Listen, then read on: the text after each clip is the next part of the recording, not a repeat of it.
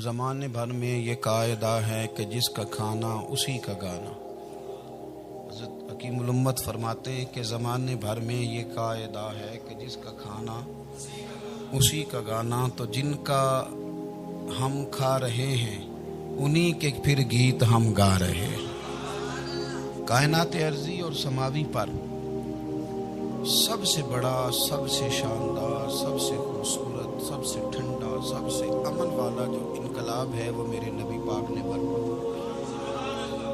بڑی یہ کم نصیبی ہے کہ مسلمانوں میں فرقے بن گئے اور امت تقسیم ہو گئی اور تقسیم ہونے سے کمزور ہو گئی۔ لیکن افسوس کی بات یہ ہے کہ لوگ اس بات کو سمجھنے سے عاری ہیں کہ عید میلاد النبی صلی اللہ تعالی علیہ وسلم تو امت اس بات کے شکر کے طور پہ مناتی ہے کہ اللہ نے ہمیں اپنے نبی کا غلام بنایا۔ آؤ میں تمہیں مسلم شریف پڑھ کے سناتا ہوں، اور راوی بھی وہ بندہ جو ہر وقت حضور کے قریب رہتے تھے، حضرت انس بن مالک رضی اللہ تعالی۔ آپ فرماتے ہیں مجھے وہ دن بھولتا ہی نہیں، میں بھلا سکتا ہی نہیں جس دن میرے نبی پاک مکے سے ہجرت کر کے مدینہ طیبہ تشریف لائے۔ حضور اس دن کیا ہوا تھا؟ تو حضرت انس بن مالک فرماتے ہیں ساری بیویاں چھتوں پہ چڑھ گئی، ساری عورتیں اپنے اپنے کام میں مصروف ہوتی ہیں، کوئی کسی وجہ سے چھت پہ چڑھ جائے تو چڑھ جائے، ساری کٹھی تب بھی چڑھتی ہیں جب گلی میں کچھ اور ہو، جب کوئی انوکھی بات۔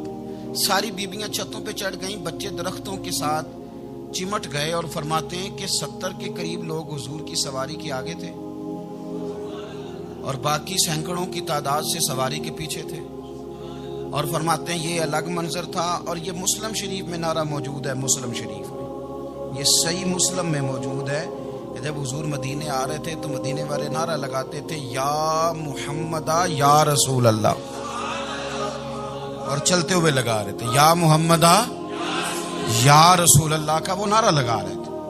اور پھر حضرت انس بن مالک فرماتے ہیں یہ دو منظر یہ تھے، ایک تیسرا منظر بھی تھا۔ مدینہ شریف کے اندر کچھ قبیلے تھے، آج بھی ایسا ہونا نہیں چاہیے، یہ اسلام نہ صرف اس کو ناپسند کرتا ہے بلکہ اس کی تردید کرتا ہے۔ چھوٹی برادری بڑی برادری آج بھی تقسیم ہے، نہیں ہونی چاہیے۔ عرب کے اندر بھی تقسیم تھی، کچھ قبیلوں کو چھوٹا جانتے تھے، کچھ کو بڑا جانتے تھے۔ ایک قبیلہ تھا بڑا قبیلہ، بنو نجار کا، چودھریوں کا قبیلہ، سیٹھوں نوابوں کا قبیلہ، بڑے لوگوں کا قبیلہ۔ اس قبیلے کی بیٹیاں ایک کونے میں دف لے کے بیٹھ گئی۔ نبی پاک صلی اللہ تعالی علیہ وآلہ وسلم کے غلاموں بات کو سمجھے۔ ایک منظر یہ کہ عورتیں چھتوں پہ، آج ہم منع کریں گے کیونکہ یہ پردے کی آیتیں نازل ہونے سے پہلے کی بات ہے، اب آیتیں آ گئیں، اب ہم یہ اجازت نہیں دیتے۔ عورتیں چھتوں پہ چڑھ گئیں، مرد گلیوں میں نعرے لگانے لگے، اور بنو نجار قبیلے کی بیٹیاں، چھوٹی بچیاں وہ ایک کونے میں دف لے کے بیٹھ گئیں اور وہ پڑھنے لگی طلع البدر علیہ۔ اب تو میلاد غریبوں میں رہ گیا، ہمارے یہاں فیشن ہو گیا ہے، جب حالات خراب ہوتے ہیں تو لوگ برکت کے لیے میلاد کراتے ہیں، اور جب امیر ہو جاتے ہیں پھر انہیں میلاد کے جائز ہونے کی دلیل ہی کوئی نہیں ملتی۔ پھر وہ یہ فیشن ہے، بندہ تھوڑا سا پڑھ جائے نا دو چار چیزیں تو ہر چیز کو غلط کہنا اس کی طبیعت ہوتی۔ پھر یہ فیشن ہے کہ میری سوسائٹی نہیں ہو گئی، کتابیں نہیں ہو گئی، فرنیچر نیا ہو گیا، دوست نئے ہو گئے، تو مذہب وہی پرانا۔ اوئے ہوئے کوئی ترقی کرنی چاہیے، اور وہ ترقی کرتے ہیں بیچارے، اور جن کی پیچھے 10 نسلیں اور 50 نسلیں میلاد مناتی آنے کو اتنی دلیل کوئی نہیں ملی۔ سبحان اللہ۔ جن کی دادی وضو کر کے کھیر پکاتی تھی 11ویں کی، جب امیر ہو جاتے ہیں تو انہیں 11ویں پکانے کی دلیل ہی نہیں ملتی۔ اب آپ امیر ہو گئے میرے بھائی، آپ کا فیشن ہے، یہ طبیعت کا حصہ ہے۔ آپ چاہتے ہیں کہ میں وہ کام کروں جو درویش لوگ، سادے لوگ نہیں کرتے۔ تم اپنے معاملات کو بچانے کے لیے نعرے لگاؤ تو تمہارے پاس ساری دلیلیں ہیں، لیکن یہ تمہارا نصیبہ ہے کہ تم جھوٹوں کے نعرے لگاتے ہو، لیکن یہ غریبوں کا نصیبہ ہے کہ میلاد والے رسول کا نعرہ لگا۔ یہ غریب کا حصہ ہے۔ لیکن وہ بنو نجار کی بچیاں غریب نہیں، امیر گھرانے سے تھیں۔ انہوں نے جو بات کی اس کو حفیظ جلندری نے لکھا۔ مرحوم کہنے لگے کہ وہ ننھی بچیاں، چھوٹی بچیاں تھیں، کہتے وہ ننھی بچیاں وہاں بیٹھ کر دف بجاتی تھیں اور رسول پاک کی جانب اشارے کر کے گاتی تھیں، اور لوگوں سے کہتی تھی کہ یہ کوئی ہمارا پیشہ نہیں دف بجانا، ہم تو چودھریوں کی بیٹیاں ہیں، ہم تو بڑے خاندان سے ہیں۔ وہ ننھی بچیاں جو بیٹھ کر وہاں دف بجاتی تھیں، رسول پاک کی جانب اشارے کر کے گاتی تھیں اور کہتی تھی ہم ہیں بچیاں نجار کے عالی گھرانے کی، خوشی ہے آمنہ کے لال کے تشریف لانے، ہمیں بڑی خوشی ہے آمنہ کے لال کے، خوشی ہے آمنہ کے لال کے، خوشی ہے آمنہ کے لال کے، ہمیں خوشی ہے آمنہ کے لال کے تشریف، خوشی ہے بس آمنہ کے لال کے تشریف۔ نبی پاک صلی اللہ تعالی علیہ وآلہ وسلم سے امت کا جذباتی رشتہ ہے۔ یہ پہلے دن سے ابو جہل کب منع کرتا تھا کسی مسلمان کو کہ خانہ کعبہ میں نماز نہ پڑھو، کرتا پڑھو۔ حضرت صہیب ابن سنان رومی سے اس نے کہا کہ آپ اپنے طریقے کے مطابق، مسلمانوں کے طریقے کے مطابق کعبے کے اندر نماز پڑھیں، جو مرضی کریں۔ روکتے تو وہ نبی پاک کے قریب جانے سے تھے، وہ منڈیوں میں بیٹھ جاتے تھے، حضور کے قریب نہ جانا، حضور کے قریب نہ جانا، حضور کے قریب نہ جانا۔ میری بات کو آپ سمجھے اور ہمیشہ یاد رکھیں، امت کا نبی پاک سے جذباتی رشتہ، جذباتی۔ یہ جو رسول اللہ کی امت ہے یہ گناہگار ہو سکتی ہے پر اپنے نبی کی غدار نہیں ہوتی۔ میں آپ کو صحیح کہہ رہا ہوں۔ میرے کلین شیو نوجوان کے کان میں آپ جا کے کہیں نبی پاک، چاہے اس نے نماز نہ پڑھی ہو، چاہے اس نے داڑھی نہ رکھی ہو، آپ حضور کا نام لیں، اس کے رونگٹے کھڑے ہو جاتے ہیں، اس کی طبیعت، اس کا دل دھک دھک کرتا ہے، اس کی ایک ایک روح سے محمد محمد کی آوازیں نکلتی۔ یہ فیض ہے رسول پاک کا اور یہ کرم ہے اللہ کا اس امت کے ساتھ۔ امیر ملت پیر جماعت علی شاہ صاحب محدث علی پوری فرماتے ہیں ایک جگہ ہندوؤں کا جلسہ تھا، ہندو پنڈت تقریر کر رہا تھا، اس نے نبی پاک صلی اللہ علیہ وسلم کی شان میں معاذ اللہ کو بے ادبی کر دی۔ مسلمان تھے ہی نہیں، ایک مسلمان تھا، وہ ملنگ نہیں ہوتے دوری ڈنڈے والے، اس کے پاس رنگین ڈنڈا تھا، وہ کہیں دور بیٹھا تھا، تو اس نے سن لی اسپیکر چل رہا تھا، تو وہ ڈنڈا لے کے تو سٹیج پہ چڑھ آیا۔ وہ کہتا ہے میں نے پنڈت کے ساتھ میں مارا ایک ہی ہے پر مارا ذرا صحیح کر کے، وہ ڈھیر ہو گیا، لوگوں نے گرفتار کر لیا، جیل میں چلا گیا۔ پیر صاحب کہتے ہیں میں ملنے گیا، بندے کو بسم اللہ بھی سیدھی نہیں پڑھنی آتی، سورۃ اخلاص بھی ٹھیک نہیں آتی، ربنا آتی نہ دعا نہیں کر سکتا، ملنگ ہے۔ میں ملنے گیا اور میں نے کہا یار نہ تو نماز پڑھے، نہ داڑھی رکھے، نہ تو مسجد جائے، پر تو نے کمال کر دی۔ تو کہتے ہیں پیر صاحب چھم چھم رویا اور پنجابی میں کہنے لگا پیر صاحب میں گناہگار ہاں پر اپنے نبی دا غدار تے نہیں نا۔ یہ گناہگار اور غدار میں فرق ہوتا ہے، میں گناہگار ہوں پر یہ تو نہیں نا کسی کی ضرورت کہ میرے سامنے میرے نبی کے بارے میں بات کر جائے اور ساڈی اچھی تے سچی سرکار نو گل کر جائے۔ یہ بات آپ سمجھیں۔ دشمن احمد پہ شدت کیجئے، ملحدوں سے کیا مروت کیجئے، شرک ٹھہرے جس میں تعظیم رسول، اس برے مذہب پہ لعنت کیجئے، اور مثل فارض زلزلے ہوں نجد میں ذکر آیات ولادت کیجئے، اور یا رسول اللہ کی کثرت کیجئے۔ نبی پاک کا پیار امت کے لیے سرمایہ حیات ہے۔ رسول پاک کے ساتھ امت کا والہانہ رشتہ ہے۔ نبی پاک کے ساتھ والے حضرت خبیب کو گرفتار کر لیا مکے والوں نے، اس وقت غربت تھی اسلام پر، مکے میں سارے لوگ اکٹھے ہو گئے اور چوک میں پھانسی دینے لگے حضرت خبیب کو۔ کہنا آسان ہے، کرنا بڑا مشکل ہے۔ بندہ جیل میں الجھ جائے تو میں نے بڑے بڑے سیانے لوگ معافیاں مانگتے دیکھے، بڑے بڑے لوگ کہتے دیکھے ہیں کہ یہ کام بڑا، کہتے تنہائی بذات خود ایک مصیبت ہے۔ آپ کو اکیلا رہنا پڑ جائے نا، یہ لاک ڈاؤن ہوا ہے تو لوگ نفسیاتی مریض بن گئے۔ اکیلے رہنا، تنہا رہنا کوئی چھوٹا کام ہے؟ حضرت خبیب اکیلے اور مکے کا دور اور چاروں جانب کافر، اور چوک میں جب پھانسی پہ لٹکایا جانے لگا تو ابو سفیان بولے اور بول کے کہنے لگے یار بندہ کوئی کام کر کے بڑا پچھتاتا بھی ہے، یار نتیجہ کیا نکلا؟ تو معاذ اللہ آپ کا بھی نتیجہ تو پھانسی ہے، تو آپ کا کیا خیال ہے؟ یہ آپ یقین کریں کہ لوگ صحیح صحیح ساتھ چلتے ہیں، تھوڑی سی دشواری اٹھانی پڑ جائے تو کہتے ہیں میں گاڑی ٹھیک تھا، پر انہی پتھروں پہ چل کے اگر آ سکو تو آؤ، میرے گھر کے راستے میں کوئی کہکشاں نہیں ہے۔ لوگ نا میٹھا میٹھا کھانا چاہتے ہیں، تھوڑا کڑوا آ جائے تو مصیبت بن جاتی ہے۔ کہتے ہیں سارے فلانے سے پیار کریں گے تو میں کروں گا، سارے مخالفت بھی کریں گے تو ہم انشاءاللہ پیار ہی کریں گے۔ یہ کیا بات ہوئی کہ ہم زمانے کا رنگ دیکھ کے چلیں گے؟ اب بعض لوگ پچھتا رہے ہوتے حضرت خبیب سے کہا، ابو سفیان نے ابھی کلمہ نہیں پڑھتے تھے، کہنے لگے تو اس وقت پھانسی پہ لٹک رہا ہے اور تیرے نبی مدینے میں اور آرام میں اور ان کے صحابہ آرام میں، اہل بیت گھر میں، تیرے ذہن میں اگر اس وقت یہ بات ہو کہ اس وقت تیری جگہ پہ وہ ہوتے معاذ اللہ، تو پھر کیا ہوتا؟ مجمع غیروں کا، علاقہ غیروں کا، یہ ٹائم آیا تھا اب نعرہ رسالت لگانے کا، اب ٹائم آیا حضرت خبیب نے نعرہ رسالت لگانا ہے، پر لگانا کس طرح ہے کہ کافر یاد رکھیں۔ حضرت خبیب سے کہنے لگے اگر تیری جگہ حضور ہوتے تو پھر تیرا کیا خیال ہے معاذ اللہ؟ تو حضرت خبیب کہنے لگے تم ابھی بھی نہیں سمجھے؟ ٹھیک ہے میں مکے میں اکیلا ہوں، سارے لوگ مدینے میں ہیں، پر میں پچھتا نہیں رہا، میں تو فخر کر رہا ہوں، میں فخر کر رہا ہوں اس لیے کہ چوری کر کے جان نہیں دے رہا، مدینے والے کی عزت پہ جان دے رہا ہوں، میں فخر کر رہا ہوں۔ فرمایا سن، تو کہتا ہے تیری جگہ حضور ہوتے اور تم انہیں یہاں معاذ اللہ پھانسی پہ لٹکاتے۔ فرمایا سن، میں تو یہ بھی پسند نہیں کرتا کہ میں گھر میں بیٹھا ہوں اور میرے نبی کو ہلکا سا کانٹا بھی چبھ جائے، ہمارا اپنے نبی سے محبت کا رشتہ ہے، ایک کانٹا بھی حضور کے قدم مبارک میں چبھے ہمیں برداشت۔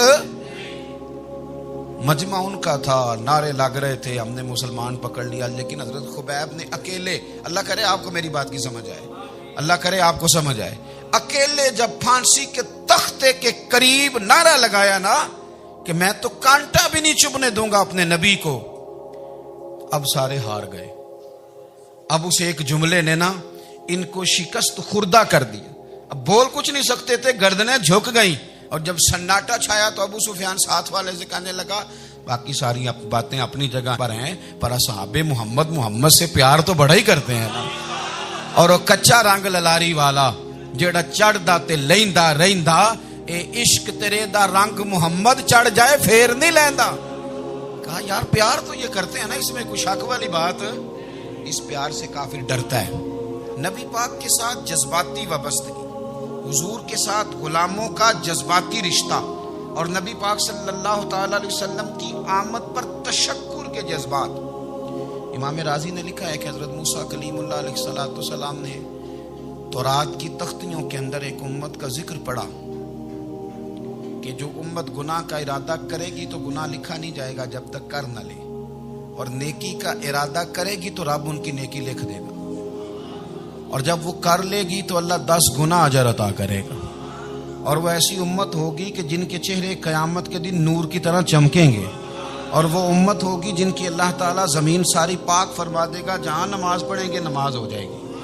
یہ تذکرے پڑھ کے تو حضرت موسیٰ کلیم عرض کرنے لگے اللہ یہ امت میری بنا دے، تو رب کریم نے فرمایا کہ موسیٰ نہیں، یہ تو میرے محبوب کی امت ہے، فرمایا یہ تو میرے نبی پاک کی امت، حضور کی امت۔ اللہ اکبر۔ حضرت موسیٰ معمولی آدمی نہیں، وہ جلیل القدر پیغمبر ہیں جن کا قرآن کے ہر سپارے میں تذکرہ ہے، کہیں واضح طور پہ کہیں اشارتاً، ہر پارے میں۔ اور حضرت موسیٰ اللہ کے وہ نبی ہیں جو رب سے ڈائریکٹ باتیں کریں کوہ طور۔ کہا اے موسیٰ یہ امت تو میرے نبی کی ہے، تو حضرت موسیٰ علیہ السلام عرض کرتے ہیں، امام رازی نے لکھا ہے، کہتے ہیں اے اللہ پھر مجھے اپنی نبی کی امت میں شامل کر۔ وہ یار ہمیں لوگ کہتے ہیں میلاد نہ مناؤ، جس امت میں آنے کے لیے حضرت موسیٰ نے دعا مانگی، جس محبوب کی غلامی کے لیے، ہمیں تو دعا بھی کوئی نہیں مانگنی پڑی، اللہ نے فضل سے ہی مدینے والے کا غلام بنا دیا۔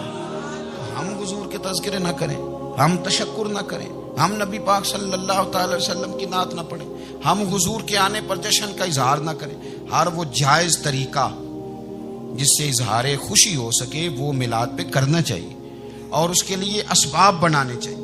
امت کا ایک جذباتی انداز ہونا چاہیے نبی پاک کے ساتھ، ایک وارفتگی، ایک ذوق، ایک طبیعت کے اندر وجدان۔ نعرہ مطلب اس طرح نہ ہو کہ بس چل رہا ہے کام، میں نہیں ہوں قائل، میں کہتا ہوں پہلے تو کوئی لگائے نا، اور پھر نعرہ جب لگتا تھا نا تو مسلمانوں کے یہاں نعرہ لگتا تھا تو بڑے بڑے لوگ کانپ جاتے تھے۔ صوفیاء نے لکھا ہے کہ حضرت عمر نے جب کلمہ پڑھا نا تو 39 بندے کلمہ پڑھتے تھے، تو نبی پاک نے رات کو دعا مانگی، اے اللہ عمر کو مسلمان کر کے اسلام کو عزت دے۔ حضرت عمر سویرے آ گئے، اس میں وہ تفصیل میں نہیں جاتا، بات لمبی۔ حضرت عمر جب آئے نا اور انہوں نے آتے جب کہا نا کہ میں کلمہ پڑھنے آیا ہوں، تو حضور اتنے راضی ہوئے کہ نبی پاک نے کہا اللہ اکبر، تو صحابہ نے نعرے لگائے اللہ اکبر اللہ اکبر، یعنی 40 لوگ مسلمان ہوئے تو نعرے لگے ہمارے صوفیاء کہتے ہیں حضرت عمر کے آنے پر جب نعرے لگے تو بتاؤ کہ وہ تو نعرہ تکبیر لگا، نعرہ رسالت کیوں نہیں لگا؟ تو کہتے ہیں گویا ہمیں حضور نے یہ سمجھایا ہے، حضور کے اشاروں نے سمجھایا ہے کہ میں اب اپنے نعرے خود تو نہیں نہ لگاؤں گا، میں نے تو اللہ اکبر کہہ دیا، عمر آ گیا ہے میرے نعرے لگاتا رہے گا، وہ نعرے لگیں گے۔ حضرت عمر نے پہلے دن ہی کہا کہ حضور آپ سچے رسول ہیں تو چھپ چھپ کے نماز کیوں پڑھیں؟ شروع ہو گئے نعرے، حضور آپ سچے ہیں تو چھپ چھپ کے نماز کا کیا معنی ہو؟ تو حضور نے فرمایا تیرا کیا ارادہ؟ عرض کی حضور سارے نہیں، ایک میں ایک امیر حمزہ، ایک لائن کے آگے وہ لگ جائے، ایک کے آگے میں لگ جاؤں، اور باقی مسلمان جتنے ہیں کل 40 تھے، پیچھے 18 19 بچیں گے، تو ایک لائن میں وہ ہو جائیں، ایک میں آگے ایک میں امیر حمزہ ہو، ایک میں ہوں، تو دیکھ لیتے ہیں یہ ہمیں نماز کیسے نہیں پڑھنے دیتے۔ ہاں دیکھ لیتے ہیں، آئے نا میدان میں، ادھر آ ستمگر ہنر آزمائیں، تو تیر آزما ہم جگر آزمائیں، اور غلامان محمد جان دینے سے نہیں ڈرتے، یہ سر کٹ جائے یہاں رہ جائے کچھ پرواہ نہیں کرتے۔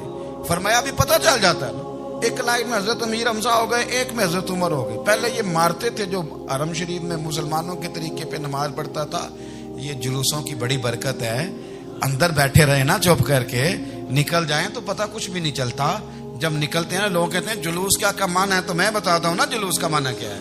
حضرت عمر نے باہر نکلے 2 لائنوں کا جلوس، لمبا بھی کوئی نہیں، بندے بھی 40، اور جناب فاروق اعظم باہر نکلے تو عمر کا نعرہ، عمر کا، حضرت عمر نے یوں کر کے آستینیں بازو کی چڑھا لی، اور اپنے گلے میں جو ان کے رومال تھا نا اس کو یوں سینے پہ باندھا، اور اس ہاتھ میں تلوار تھی تو یوں کر کے باہر لہرائی، کہنے لگے او مکے کے کافرو ادھر آؤ میرے سامنے، جس نے اپنی بیوی بیوہ کرانی ہو، جس نے بچے یتیم کرانے ہوں، وہ آئے میدان میں، مصطفیٰ کے غلام آج سڑکوں پہ نکل آئے میدان میں ہمارے سامنے ہمارا مقابلہ کرے، آئے نا میدان میں، ہم نکلے ہیں، اب ہم یہاں کعبے میں اعلانیہ نماز پڑھیں گے، ہم پڑھیں گے، طاقت ہے تو آؤ نا ہمارا مقابلہ کرو، آؤ۔ کفر بذات خود بہت بڑا جھوٹ ہے، اور جھوٹ کے پیر، بس 2 بندے نکلے تلواریں لے کے آگے، تو پھر حضرت عمر نے اعلانیہ نماز پڑھوائی خانہ کعبہ۔ تو میرے بھائی رسول اللہ صلی اللہ علیہ وسلم کے غلام تو جب نعرہ لگاتے تھے تو ہو ہی کمال جاتا تھا۔ پھر بریلی کے امام بولے، کہنے لگے پیش حق مجدہ شفاعت کا سناتے جائیں۔ حضور قیامت کے دن آگے نا ہمارے آگے خوشخبری دیں گے، کہیں گے تم فکر نہ کرو، آ جاؤ میں تمہیں بخشواتا ہوں، میں تمہاری سفارش، آ جاؤ پیچھے۔ حضور نہ پیش حق مجدہ شفاعت کا سناتے جائیں گے۔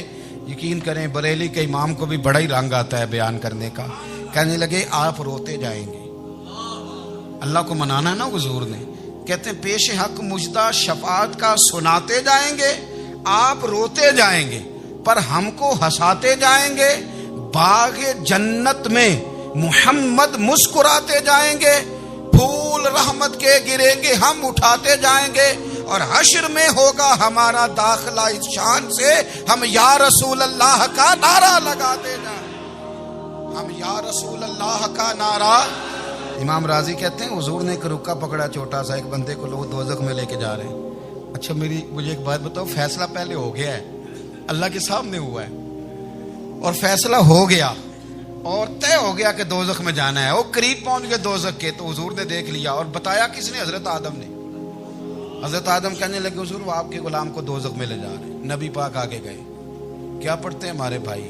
حضور نے مجھے ان سے چھڑا کے چھوڑ دیا۔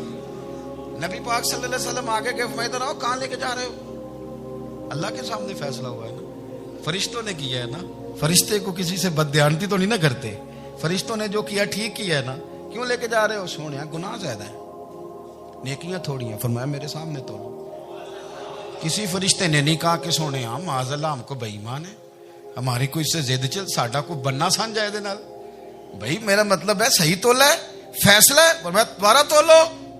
گویا رب بھی فرماتا ہے جیسے میرا محبوب کہتا ہے ویسے ہی کر، اور کوئی نہیں دوبارہ تول لو، کوئی حرج نہیں، تولو نہ دوبارہ۔ فرشتے دوبارہ آئیں گے، انہوں نے دوبارہ تولا، ایک پلڑے میں نیکیاں ایک پلڑے میں گناہ۔ اب وہ گناہ پھر زیادہ نکلے تو نبی پاک نے نا جیب سے اتنا سا رکا نکال، روکے کا بھی کوئی وزن ہوتا ہے، وہ حضور نے نیکیوں کے پلڑے میں رکھ دیا، نیکیاں بڑھ گئیں۔ فرشتے بھی چپ کر گئے. چلو بھائی جنت میں. میری طرح کا تھا نا پتہ سارا سردار کو کی دیا, پتہ تو تھا نا اسے من آنم کے من دانم تھے. سیدھا حضور کے قدموں سے جا لگا, کہنے لگا سونیا میں تو ساری زندگی گناہ کرتا رہا, یہ کون سی نیکی ہے؟ تو حضور فرمانے لگے چپ کر, جنت کا دروازہ کھول گیا, تو جا جنت میں. حضور رکے میں کیا ہے؟ فرمایا تو نے ایک دن درود و سلام نہیں پڑھا تھا, میں نے تیرا سنبھال کے رکھا ہوا تیرا درود شریف, وہ نعرے رسالت بھی تو نے لگائے تھے, وہ تو کھول کے میرے تذکرے میں نے تیرا سنبھال لیا. دوزخ میں تو کیا میرا سایہ نہ جائے, کیونکہ رسول پاک سے دیکھا نہ جائے. میرے رسول پاک سر. اور میری بات سنو, میں بھی آپ کو کھانا نہیں کھلاتا, لنگر میرے سنگی کھلاتے ہیں, میرے دوست آپ کو کھانا پیش کرتے ہیں. ہر جگہ آپ جاتے ہیں تو وہاں کچھ لوگوں کی ڈیوٹی ہوتی ہے, لیکن ترمذی شریف سیاستہ کی حدیث ہے. حضرت انس نے پوچھا تھا حضور قیامت میں کہاں ملیں گے؟ فرمایا حوض کوثر پہ.